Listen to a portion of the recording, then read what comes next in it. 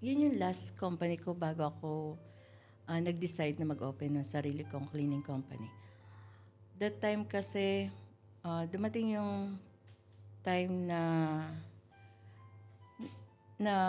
ano to, na figure out ko na, kasi ako yung operation manager kasi ako. Hindi ako yung type ng manager na nasa office lang. Nagbibisit ako ng projects. So, syempre, nami-meet mo yung mga staff, nag-share sila ng mga problema nila. Na-mention din nila sa akin na hindi pa sila sumasahod. Merong project kami na 3 months, meron 6 months. Yeah, between 3 to 6 months, pero sila hindi sumasahod.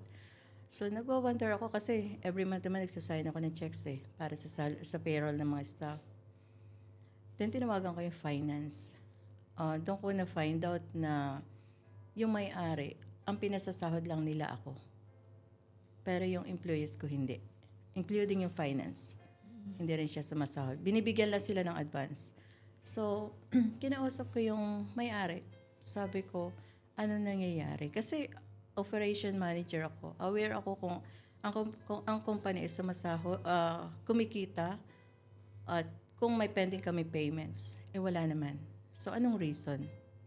Sabi niya, ano daw ang problema ko? Sinagot niya ako na, anong problema mo? Sumasahod ka naman. Sabi ko, hindi Kasi hindi yun yung...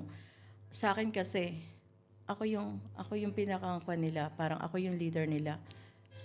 Kahit sumasahod ako, hindi ako yung type ng tao na sarili ko lang iniisip ko. Kasi wala ako doon sa posisyon ko. Hindi ko makakayang i-handle ang company nang wala yung team ko.